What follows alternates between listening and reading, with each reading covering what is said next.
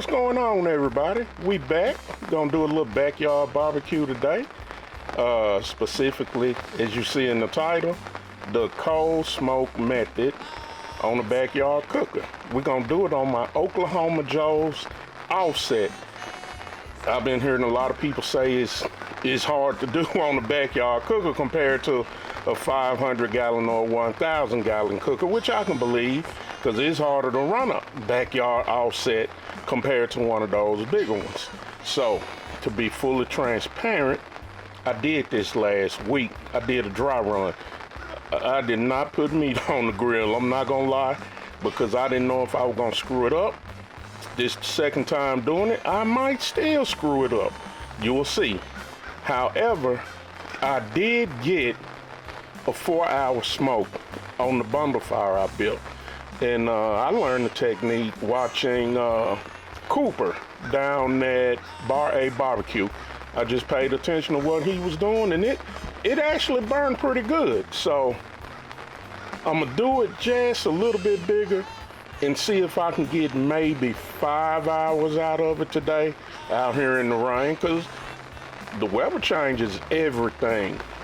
With the humidity or the warm air, the dry air, the moist air, everything changes.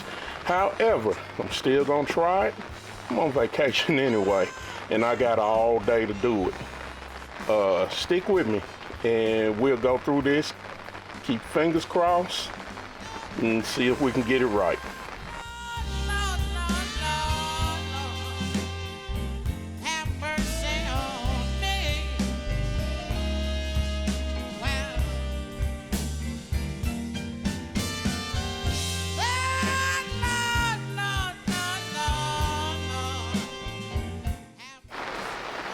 Okay, so we got it loaded. It's just one brisket. Well, it's a backyard cooker. That's it. I didn't do a trim video. There's a lot of people who can trim brisket a hell of a lot better than me. Anyway, we got our wood set up. I got some Texas post oak. I got some hickory, and I got some pecan. We gonna start with the pecan because Cooper said these are the lightest splits I can find. And I remember Cooper saying you want to take your less dense sticks and put them on the bottom. I mean, because it makes sense if you're making a bundle fire. You don't want to start with dense wood. It's gonna take a long time to burn. You kind of want to get the burn going with the less dense sticks. So that's what we're gonna start with first. Yes, we're going to use match-like charcoal. And I don't want to hear that shit from you peers talking about you got lighter fluid on it. It's not going to kill you. Not the little bit that's on there. It's not like you're taking a can and then whoosh. No, it's just a little. If you come over,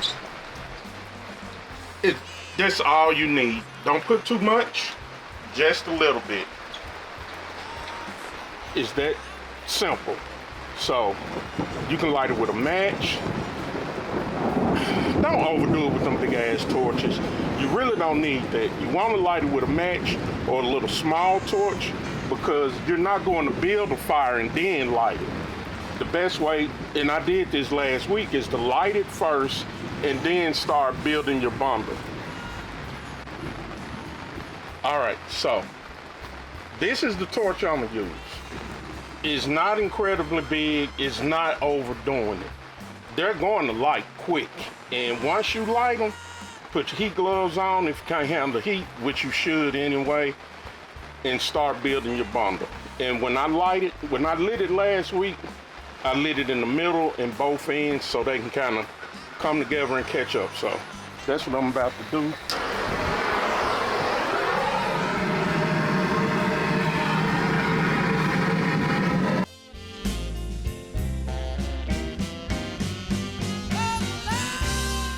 Base layer started. I'm gonna hurry up and do this. My camera person acting like she brand new today. But anyway, sometimes, again, the weather last time, and it was windy last time, but last Saturday when I did this, I'll show you a trick to that. Because if it's windy, it will affect your fire. And you gotta leave it open just a little bit, even though you're choking it off. But if it's real windy, it's gonna get in there and accelerate it faster than what you want. So we'll talk about that later. But we got the base layer down. Sometimes if the charcoal isn't catching fast enough, stick a tumbleweed in it. Not 3 or 4, just 1. So you saw the base layer, I'm ready to finish it off. Now we have the second layer going, and I'm gonna add the 3rd layer. We're gonna let it stay open. I did 6 minutes last time. Let it catch, and then we're gonna shut it down. As you can see, it's already very smoky. So let me put this 3rd layer on so we can shut this puppy down. All right, we got the 3rd layer on. I had changed positions. As you can see, it's smoking. So hopefully after 6 or 7 minutes, when I shut it down and close it off, we'll be in business. I'll come back out. Well, I'll probably sit out here for about, I don't know.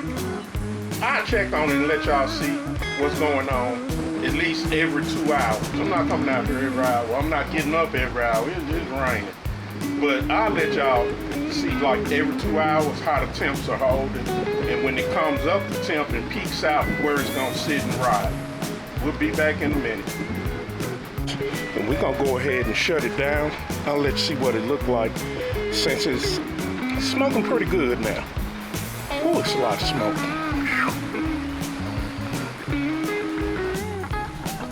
This is what we got going. I'm gonna shut it down. And you can see how I don't have the damper open a lot. We're gonna choke it off. All right. You probably can't see that. It's up to 100 on the right side. On the left side, it's about 75. I have in case you're wondering how I keep them both kind of even, it's always on the hot box side that the thunder go by. So it's always about a 50-degree difference, sometimes 25 between the hot side closer to the firebox and the stack side of my Oklahoma Joes.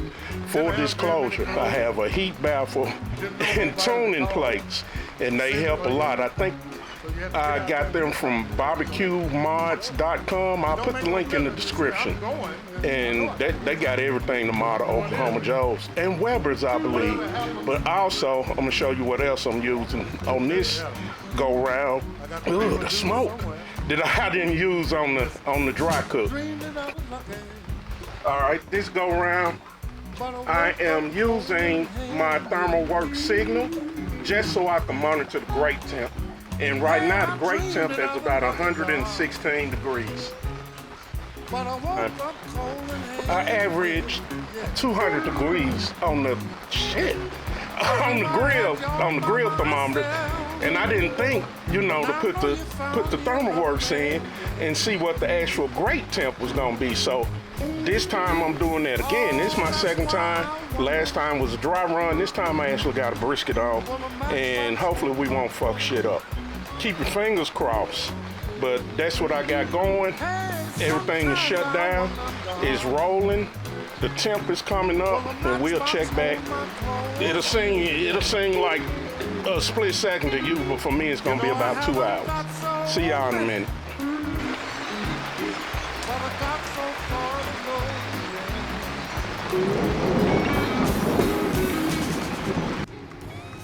Okay, for the people who don't believe that these clamps don't work, watch this. Voila, they work. For the most part, they do work.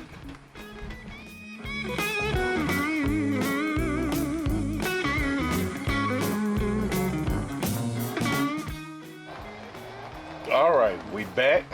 It's chugging on along. It's actually been a little longer than 2 hours. Since I started it, it's almost 4 hours. It's about 3.5 hours. And it went down a little. And yes, I cheated. Sandra dragged me off to the furniture store to spend money. So I didn't stay and watch it, but I was cool leaving. But it was up let's see. Up here was around 200. It done went down. And down here on the grate, it's at 134. It was running at about 150 when we left. So it has went down. See, it's still smoking good. And I mean, I'm gonna tell you where I messed up this time.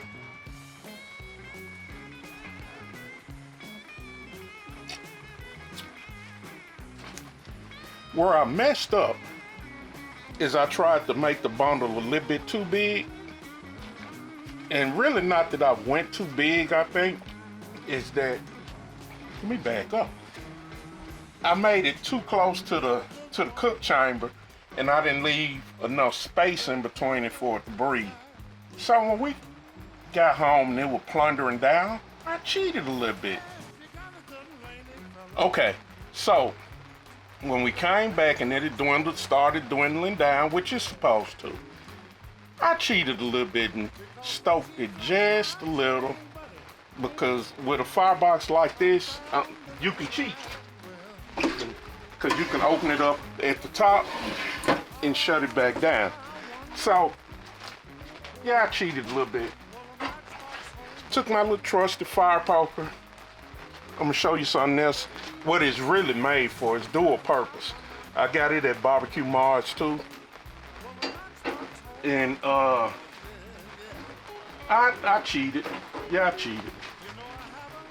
All I did is just kind of went between 2 or 3 other splits that were real close together and just opened them up a little so the flame could come through and it could get just a little air to breathe.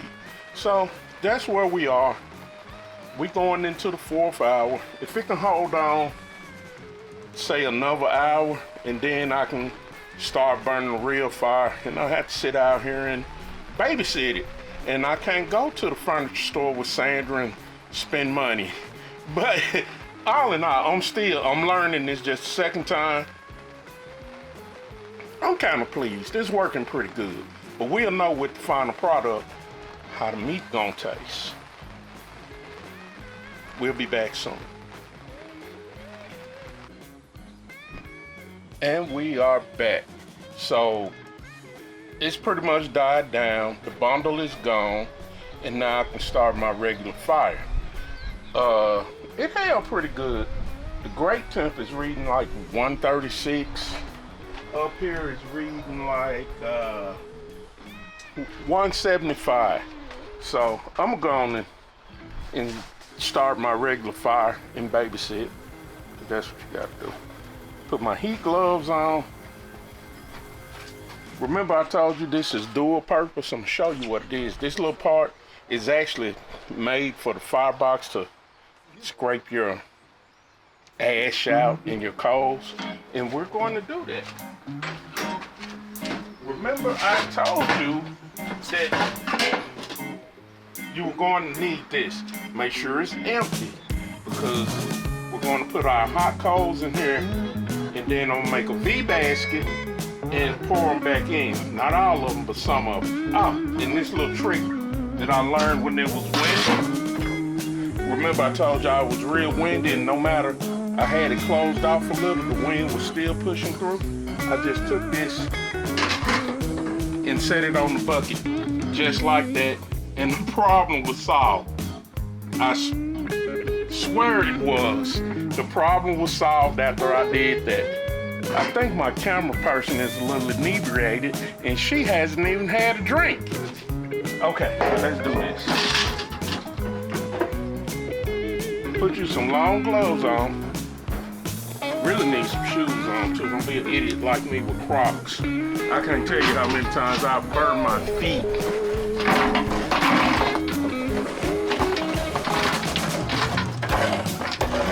And to be truthful, I don't know what I was thinking. I need my glasses on too. You need safety glasses, because when you pour it back in, it's kind of like when you pour out of the chimney, you're going to get the ash to pop back up.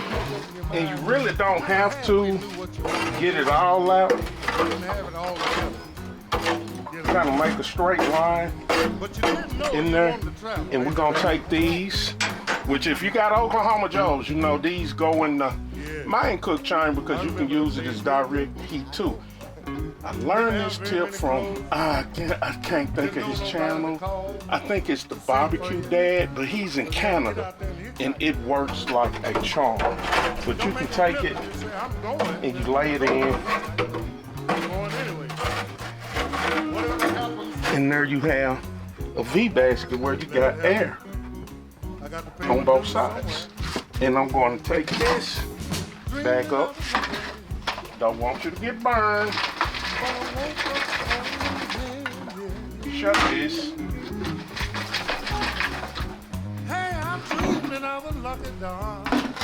And pour that back in. You can pour as much or as little as you want in. I think I poured more than what I wanted. And Cooper said that he actually takes some out because he doesn't want it to be, when it's a big cold bed, it's not as smoky. So this, I think, you know, you just have to experiment with that, especially on the backyard cooker. I'm gonna take the small ones and start it.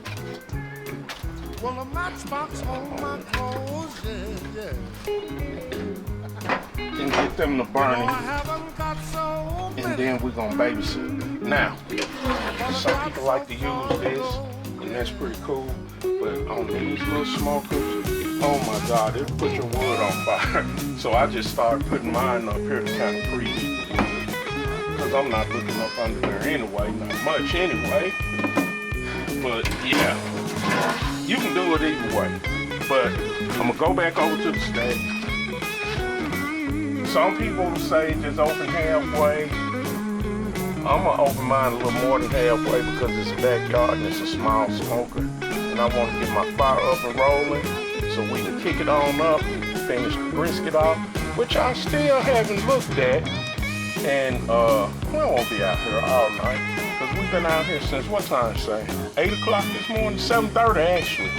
7:30, and it's what time?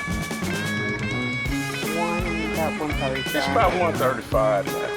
So we'll be back when I beat the fire a little bit, and when it's time for me to wrap, what I'm gonna do is I'm gonna check the temp. I'm gonna put those on top of the firebox, and I'm gonna come back out and I'm gonna check the temp to see where it's at, how long it's gonna be before it's probably going into the stall. We'll see. And I'll come back and check the temp, then I know about how much longer we got before we wrap. I still haven't made up my mind if I'm gonna wrap it in butcher paper or do a 4-bolt. Probably should do a 4-bolt, but I'll be back in a minute.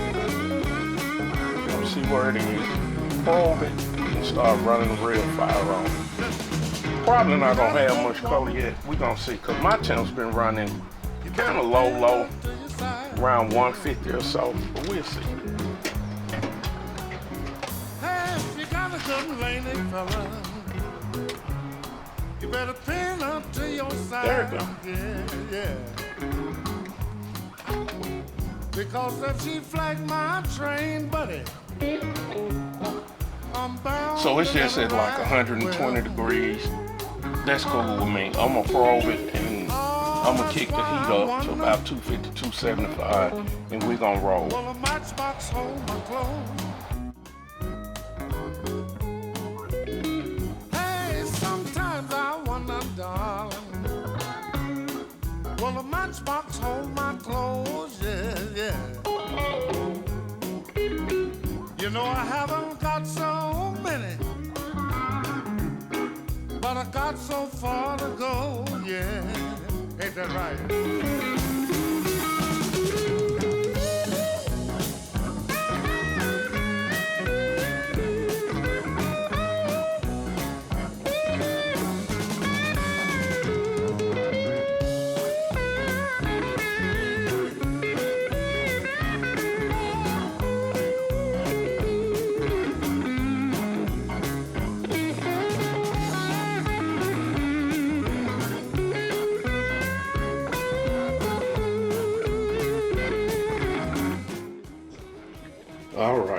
finally got it off. We put it on this morning around 8:30, it's 7:30ish now. And I took it off at 200. It was probing pretty tender on the grill, and I've had it off for a minute. The temp has came down, as you can see on the thermal pan. It's came down a little while I was setting up the sous vide. I'm gonna let it rest for about 2 hours, vacuum seal it, let it rest in the sous vide all night. Cut it open tomorrow, let you see what it looks like, and I'm gonna tell you what it tastes like. Again, keep your fingers crossed. It was a small one, 12 pounds. Perfect size if you ask me. Vacuum sealed, it done came down.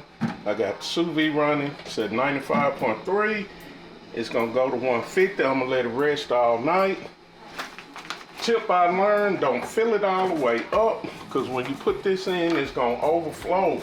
Even if you don't have enough in it for it to start running, once you put this in, it'll start. See y'all in the morning. I'm going to bed, I'm tired.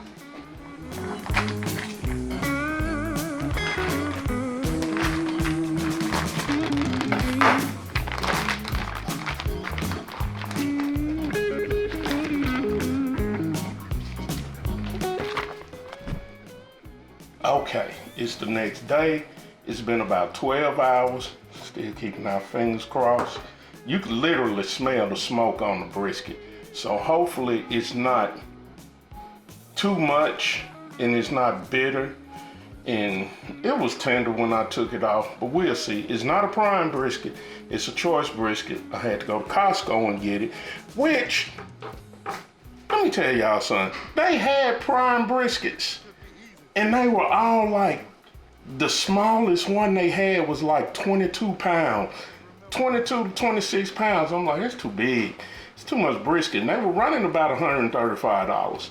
So I found this choice. It was just 12 pounds for like 65 bucks. So I'd rather deal with the 12-pound brisket than a 25-pound brisket. Anyway, that was my rant for today. Let's slice it open and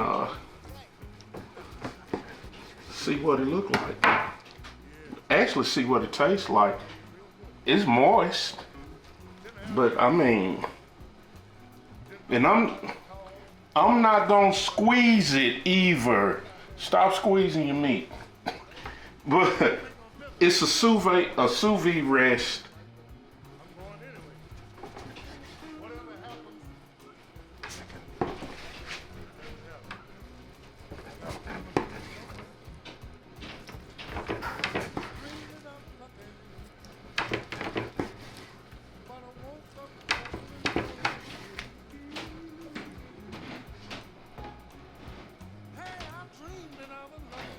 Look pretty good to me. Let's tear it. Oh.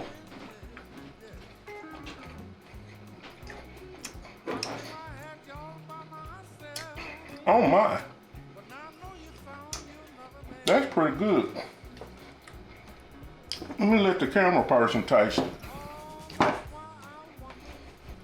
It is very smoky, but not too smoky. It's not bitter, but it is very smoky. Not bad for a choice brisket. Not at all. Do I think it worked, the cold smoke? I don't think I failed. I wouldn't say it was a total success in the burn time, even though Sandra dragged me out to the furniture store. It ain't about 2 miles away from us. However, I guess expecting off of a backyard smoker to get 4.5, 5 hours, I'm gonna play with it again and see if I can get it up to 6. And to get it to the point where the brisket is, the internal temp is a little more than what it was when I started my regular fire. And if I remember correctly, it was, what was it saying, about 120, 121 when the bundle fire went out? but I'm not complaining. It still took right at 11 hours to do. From the time we lit the bonfire to the time I pulled it off. And can it be done on the backyard offset? Absolutely. So try it and let me know if it works for you, how you built your fire, how long your fire burnt.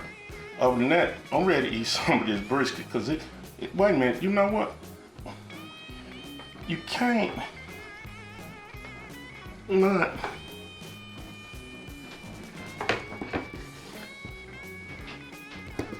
taste the fatty on camera.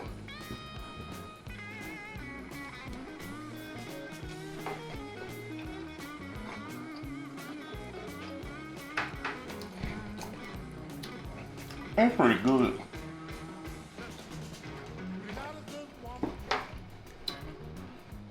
That is pretty damn good.